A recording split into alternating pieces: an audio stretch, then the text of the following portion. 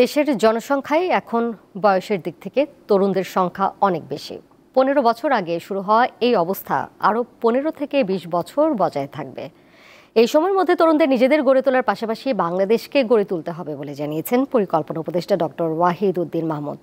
বুধবার ঢাকায় পিপিআরসির আলোচনায় তিনি কথা বলেন। বাংলাদেশ পরিসংখ্যান ব্যুরো বিবিএস এর হিসাব বলছে বর্তমানে দেশে বেকারের সংখ্যা 27 লাখের মতো। তবে 17 কোটি মানুষের এই দেশে বেকারের প্রকৃত সংখ্যা কত, 27 লাখ না তার চেয়েও বেশি, তা নিয়ে চিন্তিত অনেকেই।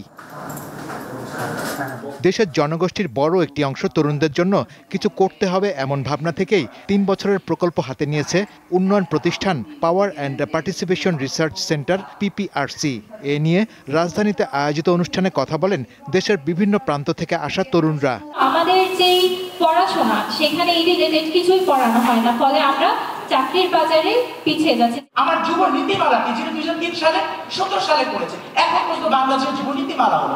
অনুষ্ঠানে পিপিআরসির প্রধান জানান দেশের শিক্ষিত বেকারের সংখ্যা বাড়ছে, এর থেকে উত্তরণে সবার জন্য সমান সুযোগ নিশ্চিত করা জরুরি। তরুণদেরকে দিক নির্দেশনাগুলো দেওয়া, তাদের সক্ষমতা বৃদ্ধির কাজ করা, তাদেরকে সম্পৃক্ত করার পথগুলো অবারিত করা, তাদেরকেও নিজেদের আত্ম অনুসন্ধানকে আরও এনকারেজ করা। আলোচনায় পরিকল্পনা উপদেষ্টা বলেন বৃহৎ তরুণ জনগোষ্ঠী দেশের জন্য অমূল্য সম্পদ। তাদের যেমন কাজে লাগাতে হবে, তেমনি তরুণদেরকেও নিজেকে প্রস্তুত করতে হবে।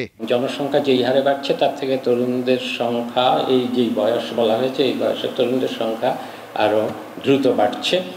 এটাকে বলে একটা ইউথ বাল্জ পপুলেশন ট্রিতে। এটা গত 15-20 বছর ধরেই শুরু হয়েছে, কিন্তু এটা শেষ হয়ে যাবে আগামী আরও বড় জোর 2 দশকের মধ্যে।